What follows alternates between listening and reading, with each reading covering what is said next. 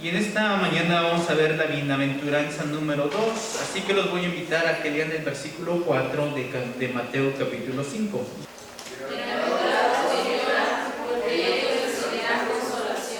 Amén. Bien, hermanos, entonces vamos a ver, dichosos, felices los que lloran, así que pues vamos a comenzar tenemos nada más 2 preguntas en todo el mensaje. 2 preguntas, así que vamos con la primera pregunta. A ver si nos ayudan allí, nuestros técnicos ahí, para poner la primera pregunta. Entonces, bienaventurados los pobres en espíritu. Entonces, la primera pregunta es, si la pueden leer.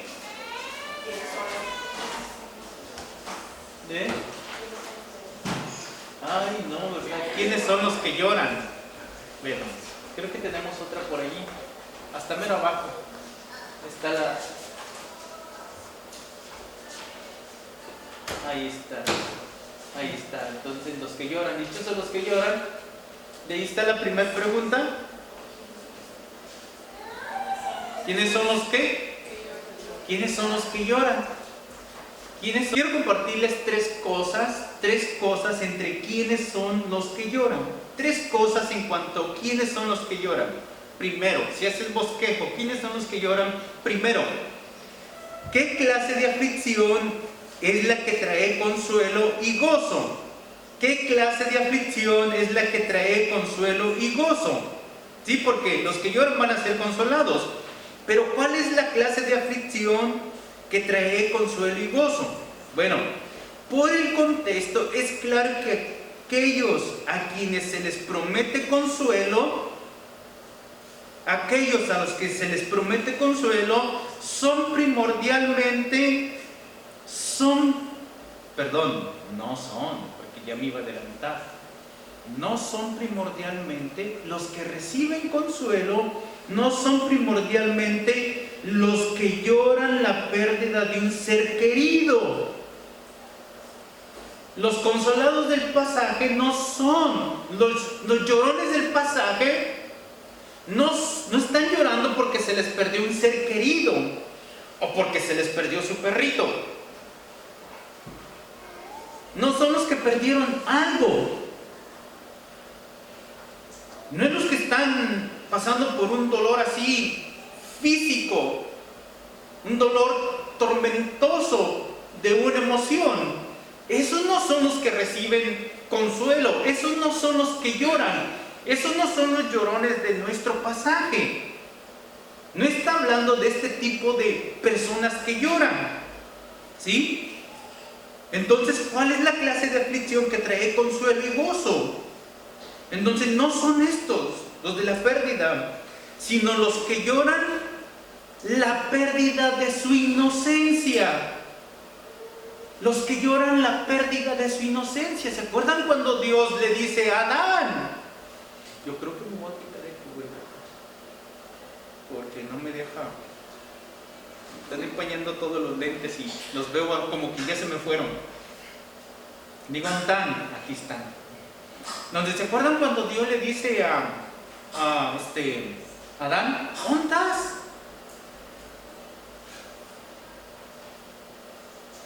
Pues aquí estoy. ¿Y por qué te escondes? ¿Por qué le dijo? ¿Y quién te dijo? ¿Quién te dijo que estabas desnudo? ¿Qué fue lo que le dijo que estaba desnudo? ¿Su conciencia? ¿Sí? ¿Se han visto en los pequeños cuando ya se esconden? Y dicen, ¡ay! Porque ya ese le pasó su estado. ¿Sí? ¿Se acuerdan de la edad de la contabilidad? No, ya empieza a surgir efecto. Entonces, ¿quiénes son los que reciben consolación? ¿Cuál es la clase de aflicción que trae consuelo? La pérdida de la inocencia. La pérdida de la inocencia. Estos son nuestros llorones. El pasaje está hablando de estos llorones que lloran la pérdida de su inocencia. La consolación es por la aflicción que produce el arrepentimiento. Dios consuela a los que se arrepienten. Dios consuela a los que están cansados de su pecado y su pecado los hace llorar y el Señor los perdona y entonces ellos son consolados.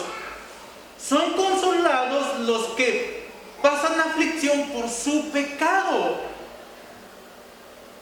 Y a veces enmarcamos este pasaje en la casa o donde sea y lo ponemos ahí y estamos bien contentos y nos acordamos, ¿verdad?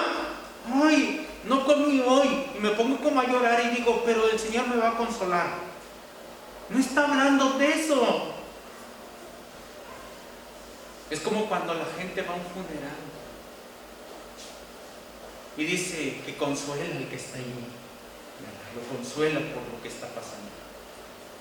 Pero Dios no es así con nosotros. Dios no nos consuela por lo que estamos pasando. El consuelo es otra vez por la aflicción que causa el pecado. El pecado. ¿Y ustedes alguna vez han llorado por lo que el pecado hace en nuestra vida? ¿Hemos llorado por lo que el pecado hace en nuestra vida? Casi nadie llora por lo que el pecado hace en su vida. Inclusive, hay creyentes que se gozan en su pecado en lugar de llorar. En lugar de llorar, se gozan en su pecado. Pero los que sí reciben consolación son los que les produce aflicción su pecado, su arrepentimiento, y entonces son consolados. Esta es la clase de aflicción que trae consuelo. Esta es la clase de aflicción que trae consuelo. Segundo, ya hablamos del pobre espiritual, ¿verdad? El pobre espiritual no solo reconoce su necesidad, sino que también llora. El pobre espiritual no solo reconoce su necesidad, sino también llora. El hambriento, el pobre, ¿sí? También llora. Entonces, el arrepentimiento no solo requiere de confesión. Ya se dolió por su pecado, ya confesó su pecado, pero no solamente requiere el arrepentimiento de confesión, sino además el arrepentimiento requiere de contrición. Acabamos de cantar un canto. ¿Cuál canto? Creo que fue el primero. ¿Cómo se llama? ¿De dónde está extraído?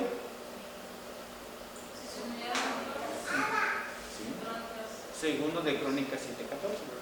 ¿Y qué dice? El que invoca mi nombre.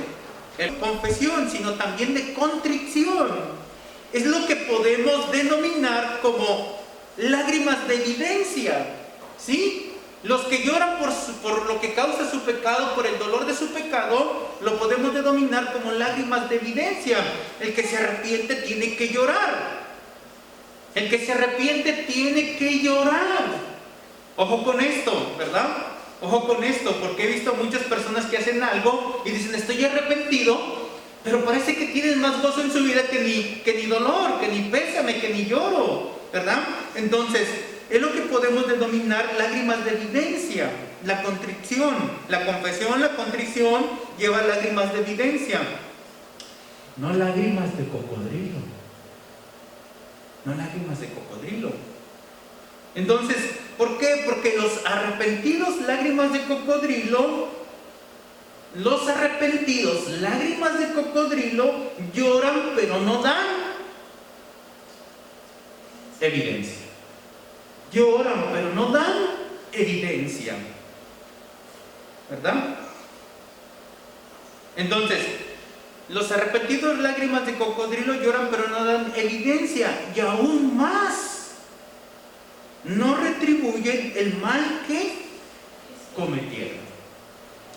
Y la Escritura nos dice que un arrepentido no solamente debe de confesar su pecado, sino tiene que ir a pedir perdón, y después de pedir perdón tiene que restituir el mal que hizo. Esto es lo que hacen los que lloran. Ven su pecado, se arrepienten, y no solamente se arrepienten, lloran como una evidencia, y después de eso reatribuyen el mal que hicieron. Entonces, el pobre espiritual no solo reconoce su necesidad, sino que también llora. Ojo con eso, Ojo con eso. Entonces, estos son los que van a ser consolados. Tercer cosa, ¿quiénes son los pobres? Los que lloran, perdón. Tercer cosa. Entonces, ya vimos, ¿quiénes son los consolados? Los que lloran por su pecado. No por no dejar su pecado, sino por dejar su pecado, por lo que ven, lo que el pecado hace, ¿verdad? Entonces, debemos llorar por lo que causa el pecado. Debemos llorar por lo que causa el pecado. ¿Sí? Nosotros debemos llorar por lo que causa el pecado. No debemos de alegrarnos, ¿verdad? Porque normalmente nos dicen cosas con doble sentido, o cosas con esto, o cosas así, o hacen cosas, y en lugar de que nos duela, ¿qué? Nos reímos, ¿verdad? Nos reímos. Pero nos debe de doler, debemos de llorar por lo que causa el pecado. ¿Por qué? La razón es sencilla pero poderosa. ¿Por qué? Hay una narrativa, un evento en la Escritura, allá en Juan capítulo 11, versículo 35, en Juan 11, 35. No lo abran. Yo quiero que ustedes se acuerden de alguien, un hombre llamado Lázaro. Después de toda la narrativa, ¿sí se acuerdan de Lázaro? ¿Quién fue Lázaro? El que murió resucitó. ¿Se acuerdan que después de toda la narrativa, después hay una parte donde encontramos el pasaje más corto de la Escritura? ¿Y cómo dice ese pasaje? ¿Y por qué lloró? ¿Por qué lloró? La gente dice, es que pensaban que los consolados son, la idea de la gente piensa que los consolados son los que reciben consuelo porque perdieron a un ser querido, ¿sí o no? ¿Sí o no? Y sin embargo Jesús, cuando llega a la tumba de Lázaro, dice, lloró. ¿Pero por qué lloró? ¿Por la pérdida de su amigo? No, Jesús lloró por lo que vio, porque vio lo que hace el pecado en la gente. El pecado, ¿cuál es la paga del pecado? Entonces el pecado mata. El pecado mata. A veces nosotros lloramos por nuestros hijos, por nuestras familias. Lloramos. Pero no lloramos por su pecado. Cuando su pecado ¿para qué? A veces queremos que no mueran. Pero si ya están muertos, ¿en qué? ¿Qué dice la Escritura? En sus delitos y pecados. Ya están muertos. Entonces debemos llorar por lo que causa el pecado. Jesús lloró por lo que el pecado causa: muerte. El pecado causa muerte. No es ni el coronavirus, no es ni lo que causa muerte, es el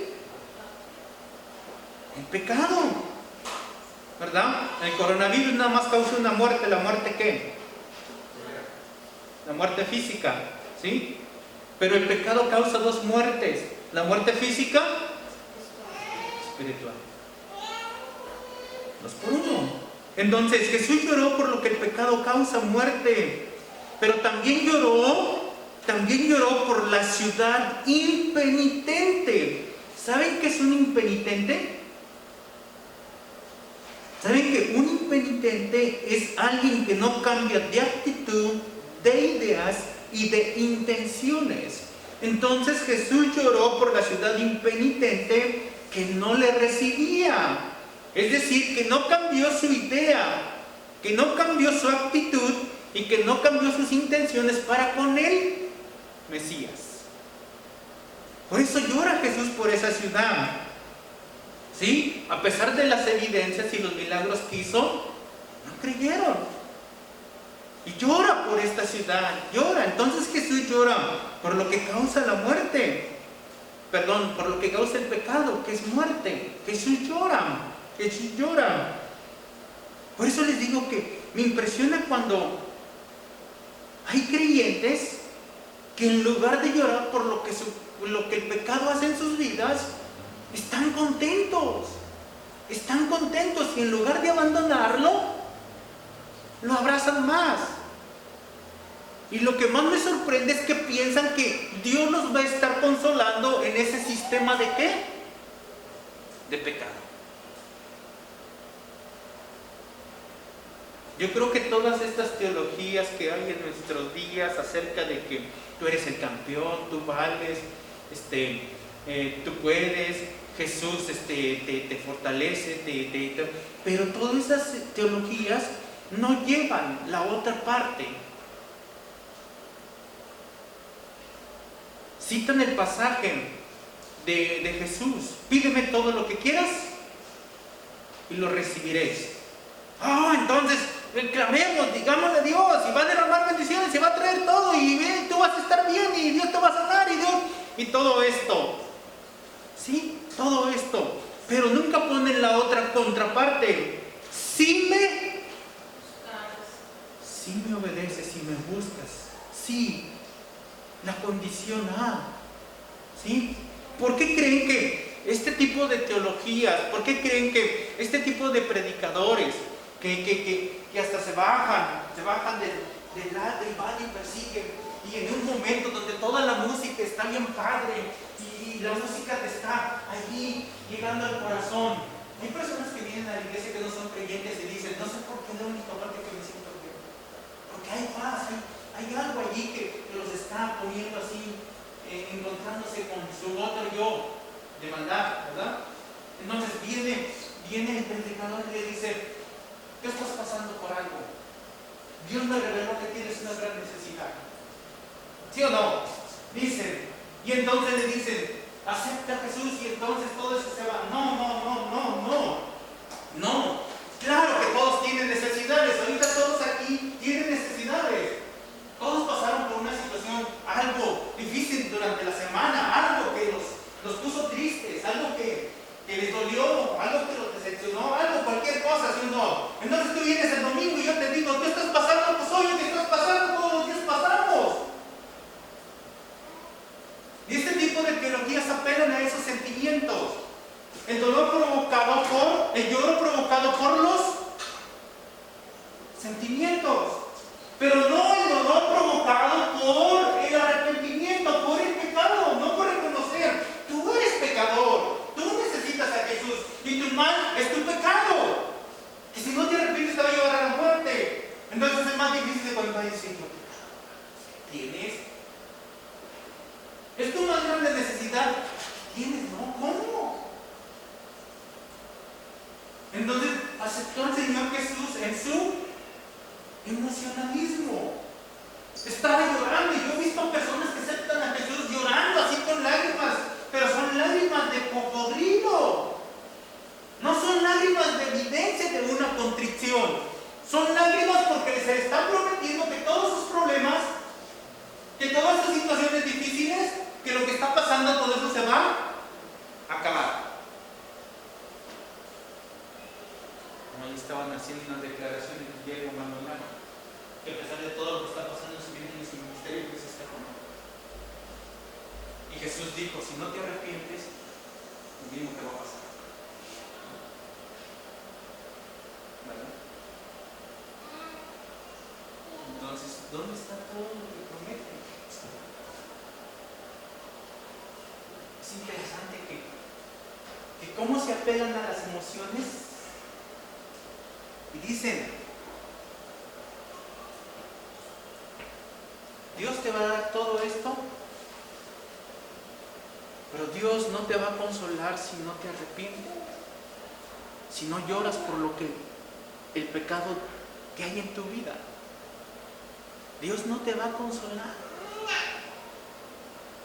no te puede consolar. Lo digo en un sentido. Y no quiso o no pudo hacer ningún milagro allí. No pudo. Sí pudo, más bien no quiso. Entonces debemos llorar. Jesús lloró por lo que el pecado causa. De hecho, el salmista, fíjense cómo dice el salmista declara: ríos de agua descendieron de mis ojos. ¿Por qué? ¿Por qué estaba llorando el salmista? ¿Por qué sus ojos se convirtieron en fuentes de agua, de lágrimas? Dice así: porque no guardé tu ley. Porque no guardé tu ley. Estaba llorando desbordadamente porque no guardó la ley del Señor. O sea que estaba en un pecado. Esdras, al orar y al hacer confesión, dice que llorando y postrándose delante de la casa de Dios. O sea, lloró cuando confesó su pecado. Lloró cuando confesó su pecado. Otra vez te lo digo, las lágrimas de cocodrilo no son las que son consoladas, no son las que son enjugadas por el Señor, secadas por el Señor. ¿Sí? Las lágrimas que son secadas por el Señor son las lágrimas que produce la contrición, la confesión del arrepentimiento. Solamente los que ven lo desastroso del pecado en sus vidas son los que son consolados. Pablo escribió en referencia a los falsos maestros que perturbaban a las iglesias y a quienes les oían, no solamente los maestros que perturbaban a la iglesia, sino también a los hermanos que le oían. Les dice, se lo repito de nuevo con lágrimas, Pablo está llorando por la iglesia necia de Corinto, la iglesia necia que seguía en sus pecados. Y no solamente que algunos de ahí seguían en sus pecados, algunos, sino que estaban contentos con ellos. Les dicen, se los vuelvo a decir con lágrimas en mis ojos, dice Pablo, hay muchos cuya conducta demuestra que son verdaderos enemigos de la cruz. Y en Filipenses 3:18 Pablo les dice, y al escribir a la iglesia de Corintio, deberíamos estar llorando de dolor y vergüenza y echar a ese hombre de la congregación. En este pasaje que acabo de citar, ¿cuál es el contexto? Cuando Pablo le dice a la iglesia de Corintio, ustedes debieron de haber echado a ese hombre fuera de la congregación. ¿Cuál era ese hombre? ¿Alguien de ustedes recuerda? Uno que estaba en una inmoralidad sexual. Tenía a su madrastra como pareja. O al menos estaban engañando a ella. Y les dice Pablo, ¿cómo es posible que ustedes estén contentos con ese hombre ahí? Deberían de estar llorando. Deberían de estar llorando. Yo creo que hoy en muchas de las iglesias por lo que menos lloran es por el pecado.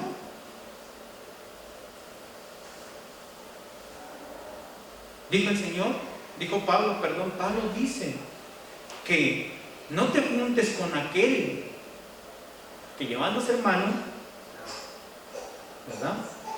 Con tal ni comas, y menciona con tal. Que llamándose hermano, no dice que con los que son del mundo, ¿verdad que no? Dice que llamándose hermano. Quiere decir porque esa persona no llora por su pecado.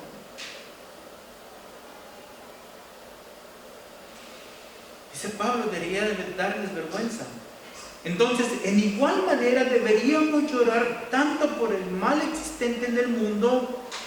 Igual manera deberíamos llorar tanto por el mal existente en el mundo y en nosotros. Por ejemplo, como el sensible misionero del siglo XVIII, David Brainerd, que estuvo entre los indios americanos y escribió en su diario las siguientes palabras. Esto fue lo que dijo. Cito: en mis devociones matinales, mi alma se deshizo hasta lo sumo y lloró amargamente por mi pecaminosidad y vileza. Lágrimas como esta son el agua santa a las que Jesús se refiere que serán secadas. Entonces, ¿cuáles son nuestras lágrimas? Créanme que yo al principio Aparte yo sí, de hecho, he hecho otro sermón, 2 sermones acerca de esta bienaventuranza, y creo que cada vez que uno va leyendo la Escritura va. Y yo también pensaba que los que iban a ser consolados eran los que lloraban por todo. Entonces, tú no vas a ser consolado porque lloras como un niño chiflado, que no se te da todo lo que quieres, que no tienes todo lo que quieres, que no te dejan hacer todo lo que quieres. Dios no va a llorar, Dios no te va a consolar así. Dios no llora por hijos malcriados. Dios no consuela a hijos malcriados. Normalmente se piensa que estos son los que van a recibir consuelo.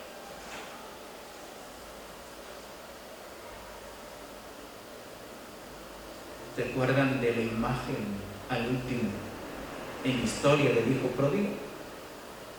¿Se acuerdan de esa historia? Al final, ¿qué hizo el padre?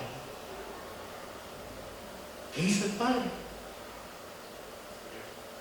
Corrió y se lanzó sobre su hijo, y me atrevo a decir que hasta qué, hasta lloró. No lloró cuando andaba perdido, sí. Lloró cuando qué, cuando se arrepintió.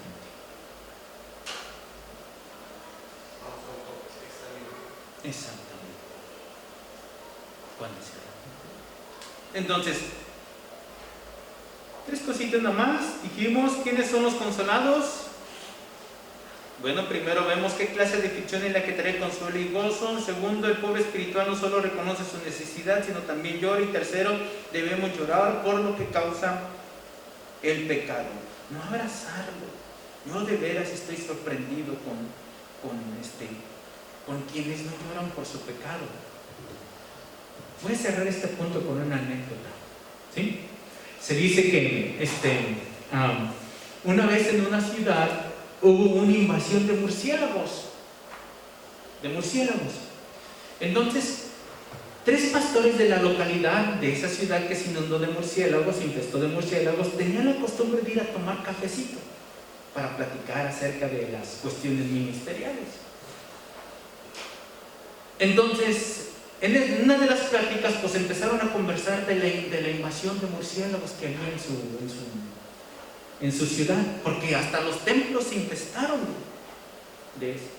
Y era desagradable ver que cuando estaban en el tiempo de la alabanza y decía uno de los músicos del grupo, levanten sus manos hacia el cielo, y levantaban sus manos y se veían allí los murciélagos, ¿verdad? Entonces les causaba terror a los hermanos, ¿verdad? Entonces ahí estaban todos los murciélagos. Y dice uno de los pastores, pues fíjense que yo ya hartado de esta situación de los murciélagos, pues saqué una escopeta y le tiré a los maté a algunos, a otros los herí, pero pues lo que me dolió fueron los hoyos en el techo que hice. Dice, pues dejé todo agujerado ahí el techo. Y aún así los murciélagos ahí siguen. Dice otro de los pastores, pues yo, dice, contraté una empresa con un fertilizante de ese muy poderoso y lo rociamos, dice, y pues da la casualidad que todavía allí están los murciélagos. Se fueron por un tiempo, pero ya volvieron otra vez allí, están colgados. No pudimos acabar. A lo que el tercer pastor dice. Tercer pastor dice, pues yo solucioné el problema bien sencillo. ¿Cómo? Pues yo lo que hice fue discipular y bautizar a los murciélagos. Y hace rato que no los miro.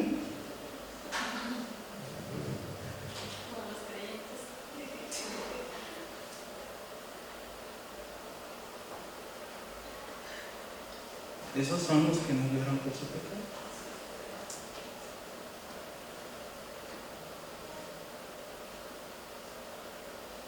Esos son los que no lloran por su pecado. Esos son los que piensan que van a ser consolados. Déjame que pinte el panorama.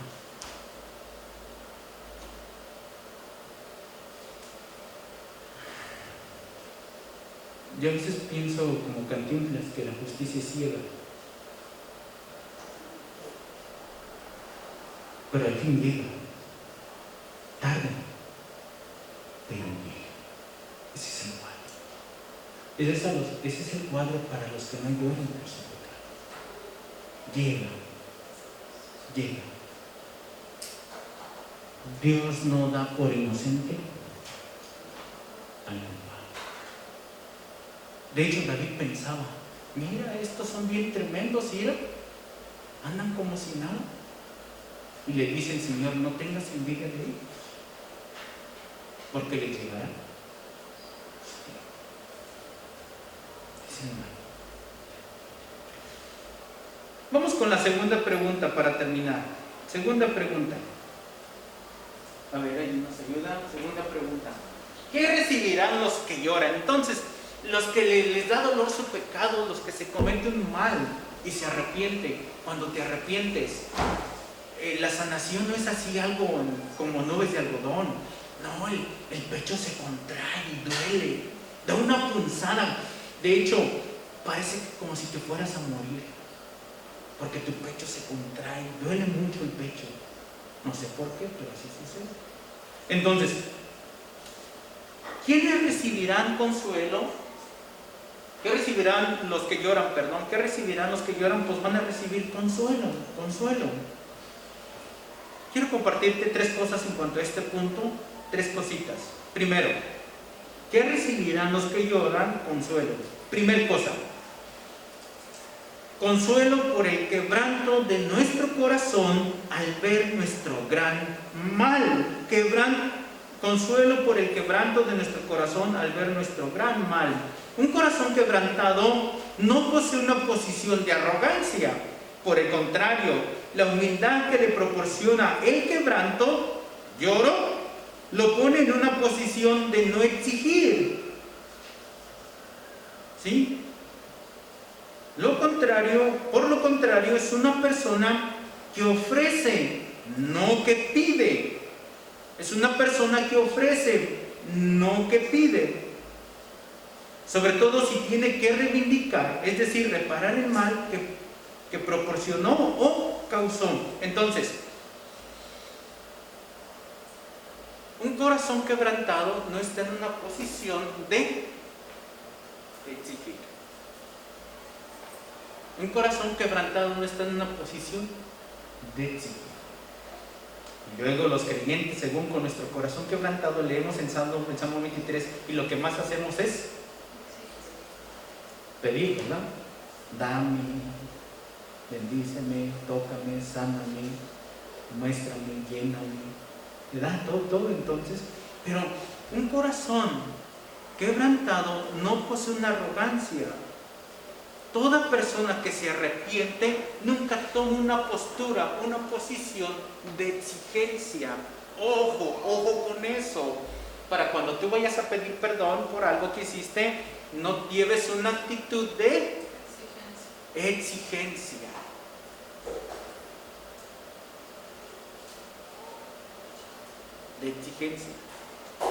¿Sí?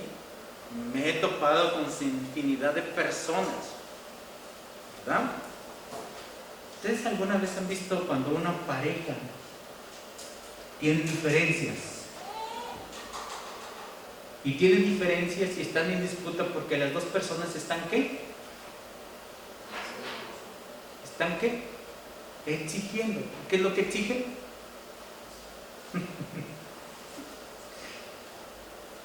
¿Qué es lo que exigen? Sus derechos. No tenemos ni derecho al aire que respiramos. Todo es por gracia. Por gracia. Entonces, otra vez, un corazón quebrantado no posee una posición de arrogancia. Por el contrario, la humildad que le proporciona el quebranto, el lloro, le pone en una posición de no exigir. No exigir. Imagínense si todos estableciéramos una relación en base a no exigir, ¿cómo funcionarían las cosas? Mucho mejor, ¿verdad? ¿Verdad? Y a mí me pasa, a veces, bueno, he visto que quienes, lo he visto, ¿verdad? ¿No les ha pasado, hermanos, que cuando crecen sus hijos, no les ha pasado, no sé si a nuestra hermana Mario, a nuestra hermana Vero, les haya pasado, a nuestra hermana Laura, Carlos todavía no, pero a nuestra hermana Ceci ya va para allá. También nuestro hermano Marco, ¿verdad? ¿No les ha pasado que a veces, cuando crecen nuestros hijos, vamos a ir a la tienda y resulta que como ya creció el niño, ¿en qué parte del carro está? ¿En qué parte del carro está? ¿No les ha tocado? ¿No les ha tocado que le dices, quítate de ahí? ¿No les ha pasado? Porque ya están ¿dónde?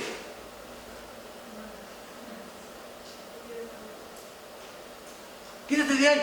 Ah, yo ya voy a manejar. No, ¿quiere? No, ¿ya quiere qué? Sí.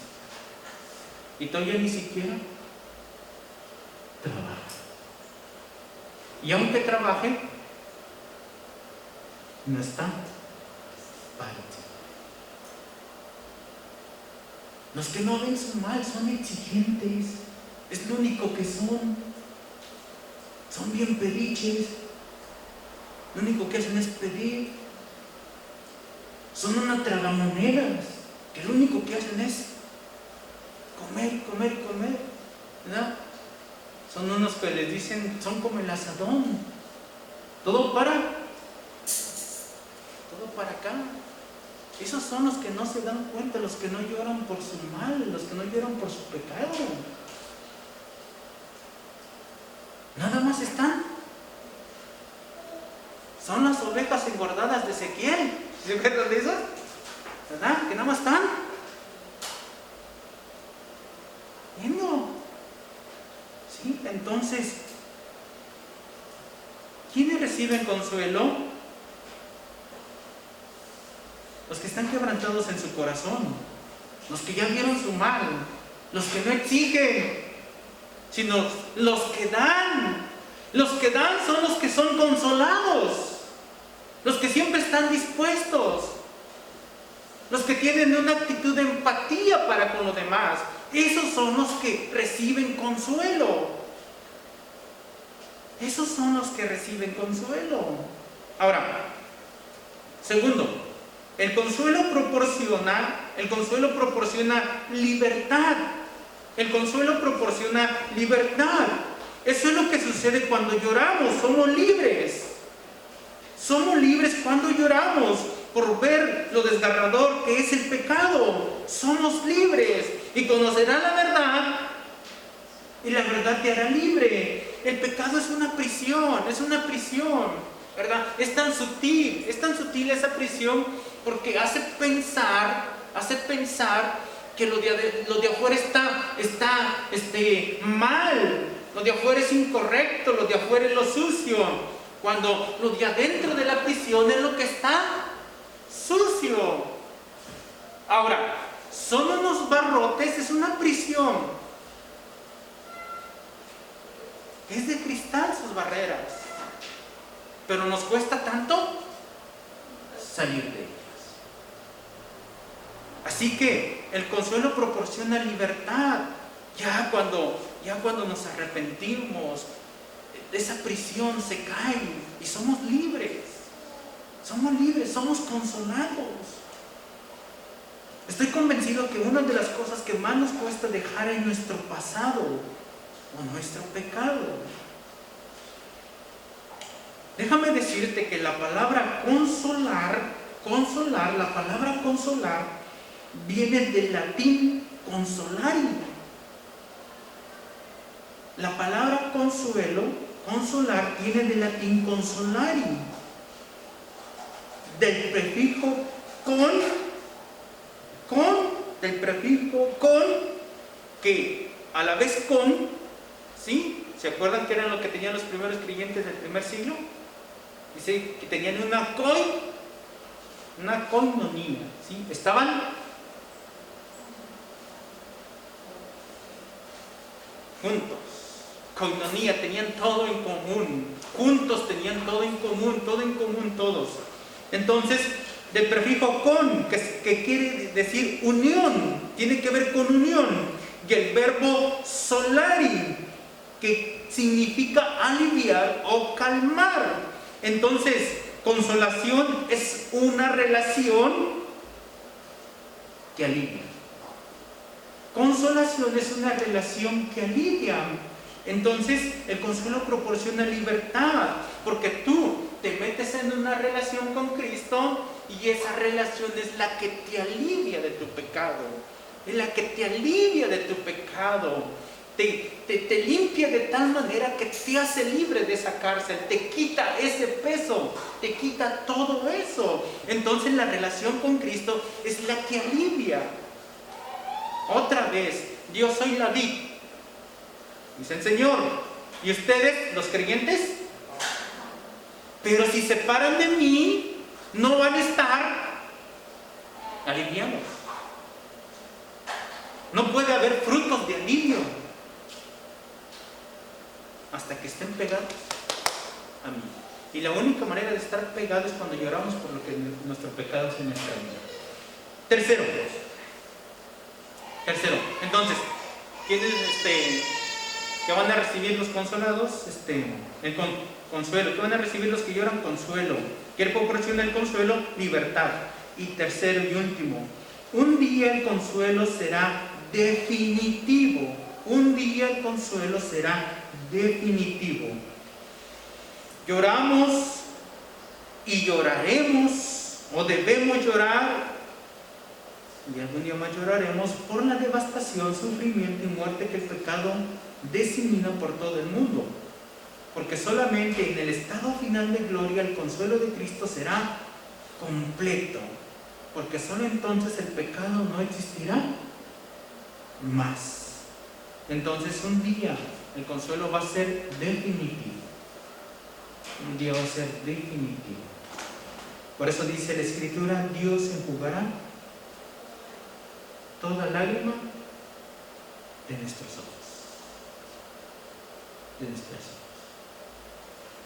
Pero para que eso suceda, para que tus lágrimas sean enjugadas por completo, lo primero que hay que hacer es arrepentirse por completo de eso.